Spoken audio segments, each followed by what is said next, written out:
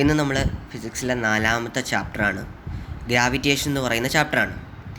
ഈ ചാപ്റ്ററിനെ കുറിച്ച് പറയുമ്പോൾ വളരെ ബേസിക് ആയിട്ടുള്ളൊരു ചാപ്റ്ററാണിത്. എന്ന് പറഞ്ഞാൽ നിങ്ങൾ പണ്ട് മുതലേ അറിയാവുന്ന കുറച്ച് കാര്യങ്ങൾ മാത്രമേ നമ്മൾ ഈ ചാപ്റ്ററിൽ ഡിസ്കസ് ചെയ്യുന്നുള്ളൂ. നിങ്ങൾക്കറിയാം എന്താണ് ഈ ഗ്രാവിറ്റേഷൻ എന്ന് പറഞ്ഞാൽ. ന്യൂട്ടൻ്റെ തലയിലേക്ക് ആപ്പിൾ വീണ ഒരു കഥയ്ക്ക് നിങ്ങൾ കേട്ടിട്ടുണ്ടാവുമല്ലോ അല്ലേ? ന്യൂട്ടൻ എന്തായിരുന്നു, ഇങ്ങനെ നടന്ന് ക്ഷീണിച്ച് അവസാനം ഒരു ആപ്പിൾ മരത്തിൻ്റെ ചുവട്ടിലിരുന്ന് വിശ്രമിക്കുകയാണ്. അപ്പോഴാണ് ന്യൂട്ടൻ്റെ തലയിലേക്ക് നേരെ എന്ത് വന്നിട്ട് വീണത്? ഒരു ആപ്പിൾ വന്ന് വീണത്.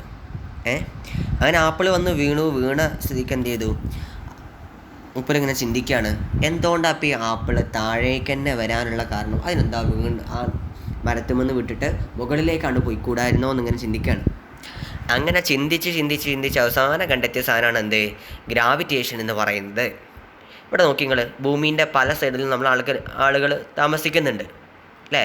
അപ്പോൾ ആ കുട്ടി അവിടെ മുകൾ ഭാഗത്ത് നിൽക്കുന്നുണ്ട്, രണ്ടാളുകൾ രണ്ട് സൈഡിൽ നിൽക്കുന്നുണ്ട്. ശരിക്കും ഒരു ഗോളത്തിൻ്റെ മുകളിൽ പോയിട്ട് ഇങ്ങനെ കയറുന്നാൽ എന്താ ഉണ്ടാവുക?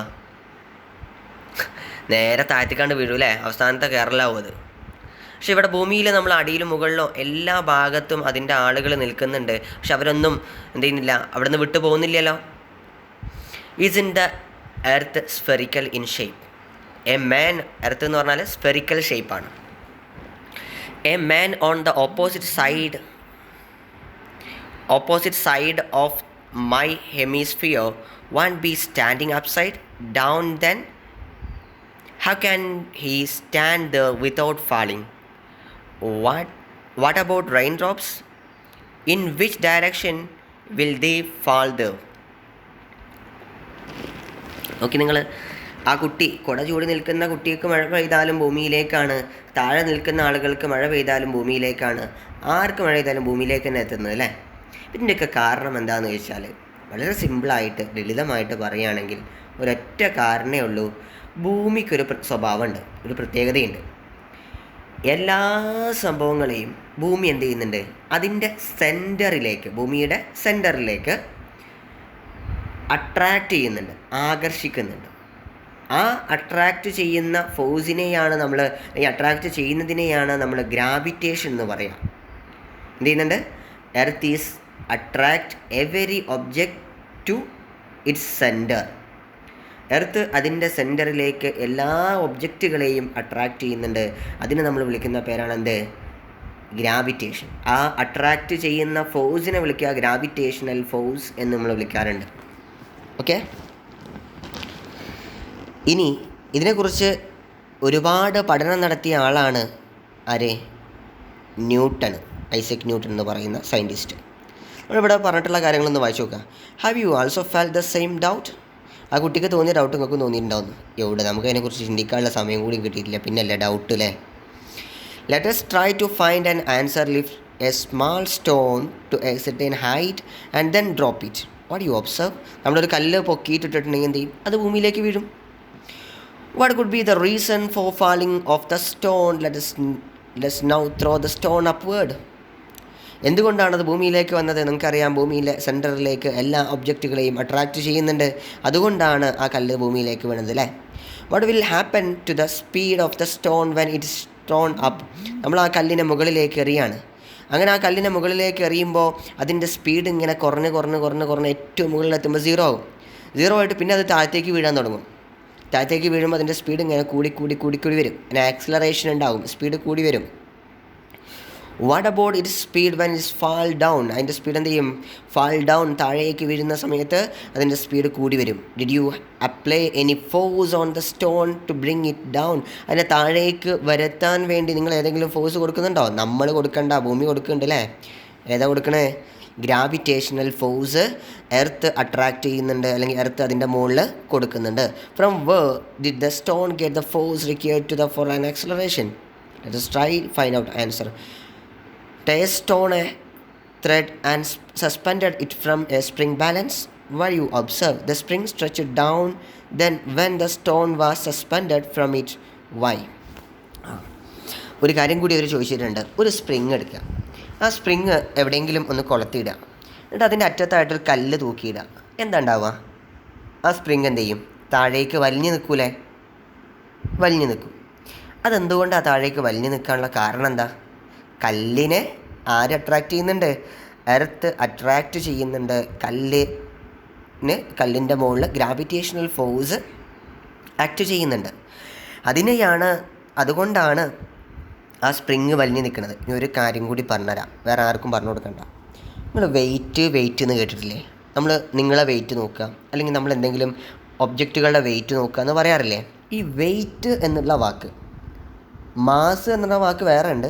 വെയിറ്റ് എന്ന് പറഞ്ഞു കഴിഞ്ഞാൽ, മാസ് അല്ല കേട്ടോ, വെയിറ്റ് എന്ന് പറഞ്ഞു കഴിഞ്ഞാൽ ഇറ്റ് ഈസ് ദ ഗ്രാവിറ്റേഷണൽ ഫോഴ്സാണ്.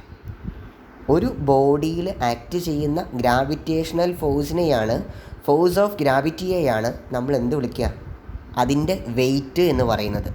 അതിനി മറക്കണ്ട. ഓക്കെ, അപ്പോൾ നമ്മൾ ആ സ്പ്രിങ്ങിൽ തൂക്കിയിടുമ്പോൾ അതിന് വെയിറ്റ് ഉണ്ടായതുകൊണ്ട്, ചിലപ്പോൾ നിങ്ങൾ പറയും അതിന് വെയിറ്റ് ഉണ്ടായതുകൊണ്ട് അത് ആ സ്പ്രിങ് താഴത്തേക്ക് വലിഞ്ഞു എന്ന് പറയും. വെയിറ്റ് എന്ന് പറഞ്ഞാൽ എന്തുതന്നെയാണ്? ഗ്രാവിറ്റേഷണൽ ഫോഴ്സാണ്. ശരിക്കും അവിടെ ആ കല്ലിനെ എർത്ത് താഴേക്ക് അട്രാക്റ്റ് ചെയ്യുന്നത് കൊണ്ടാണ് ആ കല്ല് താഴേക്ക് വലിഞ്ഞു നിൽക്കുന്നത്, സ്പ്രിങ് താഴേക്ക് വലിഞ്ഞു നിൽക്കുന്നത് കേട്ടോ. അപ്പോൾ ഇവിടെ ഗ്രാവിറ്റി എന്താണെന്നുള്ളത് പറഞ്ഞിട്ടുണ്ട്. The earth attract all object toward it's centre.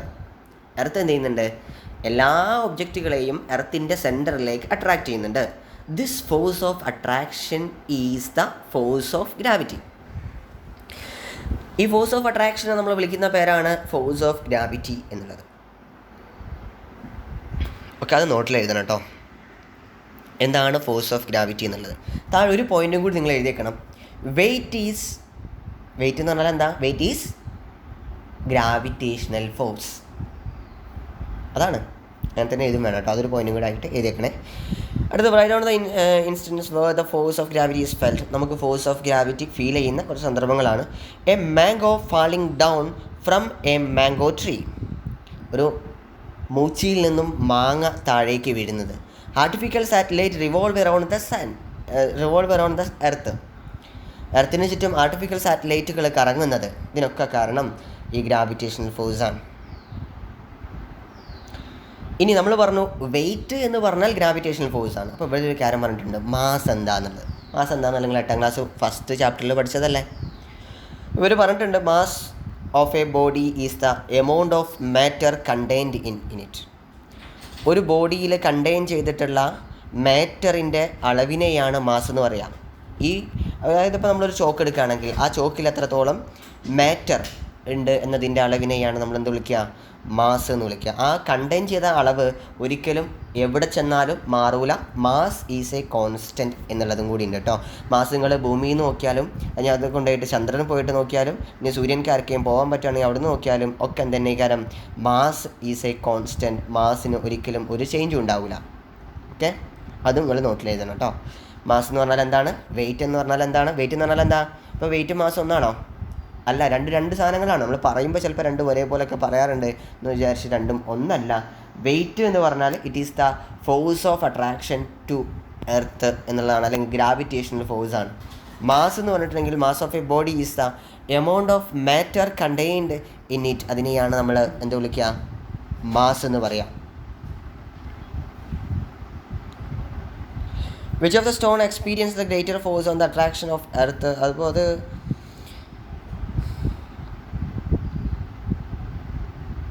Okay, ഒന്ന് വായിച്ചാൽ മതി. ഇനി ഇതിനെക്കുറിച്ച് വളരെ പ്രധാനപ്പെട്ട ചില കണ്ടുപിടുത്തങ്ങൾ നടത്തിയ ആളാണ് ആര്? സർ ഐസക് ന്യൂട്ടൺ എന്ന് പറയുന്ന സയൻറ്റിസ്റ്റ്. ഈ ഐസക് ന്യൂട്ടൺ എന്താ കണ്ടെത്തിയെന്ന് അറിയങ്ങൾ? നമ്മൾ ഇതുവരെ പറഞ്ഞത് ഭൂമി എല്ലാ ഒബ്ജക്റ്റുകളെയും അതിൻ്റെ സെൻറ്ററിലേക്ക് അട്രാക്റ്റ് ചെയ്യുന്നു എന്നുള്ളതാണ്. നമ്മൾ ഐസക് ന്യൂട്ടൺ പറഞ്ഞു all bodies in the universal law of ഗ്രാവിറ്റേഷനാണ് ഐസക് ന്യൂട്ടൺ കണ്ടെത്തിയത് കേട്ടോ.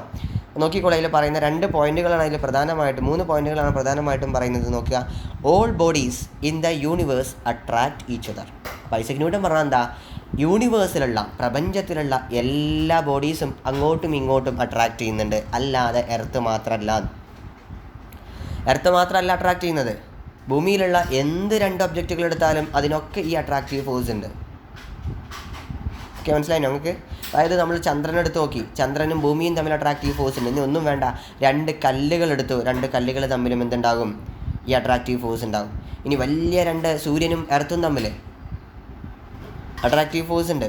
അപ്പം അങ്ങനെ യൂണിവേഴ്സിലുള്ള ചെറുതും വലുതുമായ എല്ലാ ഒബ്ജക്റ്റുകളും അങ്ങോട്ടും ഇങ്ങോട്ടും അട്രാക്റ്റീവ് ഫോഴ്സ് ഉണ്ട്. അതിനെയാണ് നമ്മൾ യൂണിവേഴ്സൽ ലോ ഓഫ് ഗ്രാവിറ്റേഷനിൽ പറയുന്ന first point, all bodies in the universe attract each other. അപ്പോൾ അതാണ് ഫസ്റ്റ് പോയിൻ്റ്. രണ്ടാമത്തെ കാര്യം പറയുന്നത് the force of mutual attraction. അത് അങ്ങോട്ടും ഇങ്ങോട്ടുള്ള അട്രാക്റ്റീവ് ഫോഴ്സ് എന്ന് പറയുന്നത് ബിറ്റ്വീൻ ടു ബോഡീസ്, ആ രണ്ട് ബോഡികൾക്കിടയിലുള്ള അട്രാക്റ്റീവ് ഫോഴ്സ് എന്ന് പറയുന്നത് directly proportional to product of their masses. ഇവിടെ നിങ്ങൾ ഒന്ന് എഴുതിയിട്ടുണ്ടല്ലേ, F is proportional to M1 into M2, M1 M2. അതായത് ഈ രണ്ട് ബോഡീസിൻ്റെ, ഏതൊക്കെ രണ്ട് ബോഡീസ് തമ്മിലുള്ള അട്രാക്റ്റീവ് ഫോഴ്സ് ആണോ നിങ്ങൾക്ക് കാണേണ്ടത്, അതിൻ്റെ രണ്ടിൻ്റെയും മാസിൻ്റെ പ്രൊഡക്റ്റിന് ഡയറക്റ്റ്ലി പ്രപ്പോർഷണൽ ആയിരിക്കും. ഇനി മൂന്നാമത്തെ പോയിന്റ് നോക്കുക, and inversely proportional to square of the distance between them. അത് രണ്ടിൻ്റെയും ഇടയിലുള്ള ഡിസ്റ്റൻസ് അവിടെ D എന്ന് അടയാളപ്പെടുത്തിയിട്ടുണ്ടോ നോക്കുക. നിങ്ങൾ ആ രണ്ട് ഗോളത്തിൻ്റെ, ആ രണ്ട് സ്ഫിയറിൻ്റെ സെൻറ്റർ എന്നാണ് ആ വര വരച്ചിട്ടുള്ളത്. ഡിസ്റ്റൻസ് അളക്കുമ്പോൾ അങ്ങനെയാണ്, എല്ലാ ബോഡീസും അതിൻ്റെ സെൻറ്ററിലേക്കാണ് അട്രാക്റ്റ് ചെയ്യുന്നുണ്ടാവുക. അപ്പോൾ അതുകൊണ്ട് തന്നെ നമ്മൾ ഡിസ്റ്റൻസ് എടുക്കുമ്പോൾ സെൻറ്റർ എന്ന് തുടങ്ങണം കേട്ടോ. ഓക്കെ, അപ്പോൾ അങ്ങനെ അടുത്ത് പറയുന്നത് inversely proportional to the square of the distance between them. അതിൻ്റെ ഇടയിലുള്ള സ്ക്വയറിന് ഡിസ്റ്റൻസിന് നമ്മൾ D എന്ന് കൊടുക്കുകയാണെങ്കിൽ ആ അട്രാക്റ്റീവ് ഫോഴ്സ് എന്തിന് പ്രപ്പോർഷണൽ ആയിരിക്കും, 1/d². ഇൻവേഴ്സ്ലി പ്രപ്പോർഷണൽ ആയിരിക്കും D² D² ആണ്. അപ്പോൾ ഡിസ്റ്റൻസ് കൂടുമ്പോൾ ഈ അട്രാക്റ്റീവ് ഫോഴ്സ് എന്ത് ചെയ്യും, കുറയാണ് ചെയ്യുക. മാസ് കൂടുമ്പോൾ അട്രാക്റ്റീവ് ഫോഴ്സ് കൂടുകയാണ് ചെയ്യുക കേട്ടോ. അതാണ് ഡയറക്റ്റ്ലി പ്രപ്പോർഷണൽ കൊണ്ട് ഉദ്ദേശിക്കുന്നത്. നമ്മളിനി ഒരു കാര്യം ചെയ്യുക, ഇത് രണ്ടും കൂടി ഇപ്പോൾ ഈ 1, 2 എഴുതിക്കണില്ല, അത് രണ്ടും കൂടി ഒരുമിച്ച് ചേർത്തിട്ട് താഴെ കൊടുത്തതുപോലെ F പ്രപ്പോർഷണൽ M1 M2/d² എന്ന് എഴുതി കൂടെ. പ്രപ്പോർഷണലാണ് അല്ലേ, പ്രപ്പോർഷണലിനെ മാറ്റിയിട്ട് നമ്മൾ എന്താക്കിയിട്ട് മാറ്റണം, ഈക്വൽ ടു ആക്കിയിട്ട് മാറ്റണം. ഈക്വൽ ടു ആക്കിയിട്ട് മാറ്റണം എന്നുണ്ടെങ്കിൽ എന്ത് ചെയ്യണം, ഒരു കോൺസ്റ്റൻറ്റ് കൊണ്ട് അവിടെ മൾട്ടിപ്ലൈ ചെയ്യണം അല്ലേ. നമ്മൾ സാധാരണ K എന്നുള്ള കോൺസ്റ്റൻറ്റോ അങ്ങനെ എന്തെങ്കിലുമൊക്കെ കോൺസ്റ്റൻറ്റാണ് കൊടുക്കാറുള്ളത്. ഇവിടെ നമ്മൾ കൊടുക്കുന്ന കോൺസ്റ്റൻറ്റ് ക്യാപിറ്റൽ ലെറ്റർ G ആണ്. ആ ക്യാപിറ്റൽ ലെറ്റർ G കൊടുക്കാനുള്ള കാരണം ഇത് ഗ്രാവിറ്റേഷനുമായി ബന്ധപ്പെട്ട കാര്യമാണ്. അതുകൊണ്ട് നമ്മൾ എന്ത് കൊടുത്തു, ക്യാപിറ്റൽ ലെറ്റർ G എന്ന് കൊടുത്തു. ക്യാപിറ്റൽ ലെറ്റർ G എന്ന് പറഞ്ഞാൽ എന്താണെന്നുള്ളത് താഴെ പറഞ്ഞിട്ടുണ്ട്, അത് എക്സാമിന് ചോദിക്കുന്നതാണ്. G is the gravitational constant, അതല്ലെങ്കിൽ യൂണിവേഴ്സൽ ഗ്രാവിറ്റേഷണൽ കോൺസ്റ്റൻറ്റ് എന്നും കൂടി അതിനെ പറയാറുണ്ട്. ക്യാപിറ്റൽ ലെറ്റർ G എന്താണ്, ക്യാപിറ്റൽ ലെറ്റർ തന്നെയാണ് കേട്ടോ. സ്മാൾ ലെറ്റർ കൊണ്ട് എഴുതരുത്, സ്മാൾ ലെറ്റർ വേറെ സാധനങ്ങൾ നമുക്ക് അപ്പുറത്ത് വരുന്നുണ്ട്. G is the gravitational constant. അതിൻ്റെ വാല്യൂം ആരെന്നെ കണ്ടെത്തി, ന്യൂട്ടൺ എന്നെ കണ്ടെത്തി.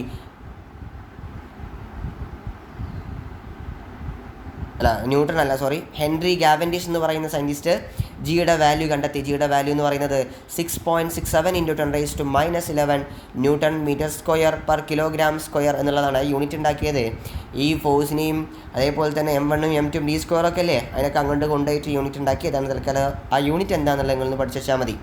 അപ്പോൾ യൂണിവേഴ്സൽ ലോ ഓഫ് ഗ്രാവിറ്റേഷൻ എന്താ എന്നുള്ളതും നോട്ടിൽ എഴുതണം. ആ 3 പോയിൻറ്റുകൾ 3 പോയിൻ്റ് ആക്കിയിട്ട് തന്നെ എഴുതുക. അതിൻ്റെ താഴെ ഈക്വേഷൻ എഴുതുക, F = G M1 M2/d². Okay, ജിയുടെ വാല്യൂ, ജീനെ പറയുന്ന പേര് ഗ്രാവിറ്റേഷണൽ കോൺസ്റ്റൻറ്റ്. ജിയുടെ വാല്യൂ 6.67 × 10⁻11 എന്നുള്ളതാണ്. അപ്പോൾ ഇത്രയും കാര്യങ്ങൾ നോട്ടിൽ എഴുതാം കേട്ടോ. ഓക്കെ, അത് കഴിഞ്ഞിട്ട് നിങ്ങളൊരു കാര്യം കൂടി ചെയ്യുക.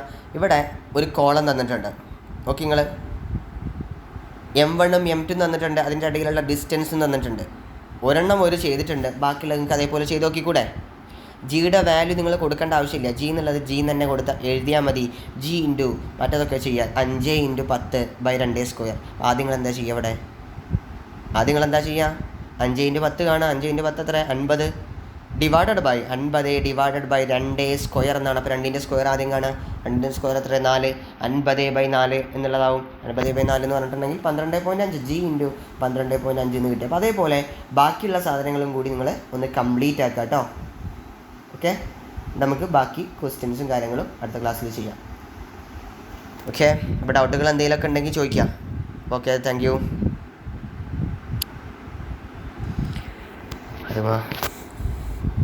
പാറ്റ്സ്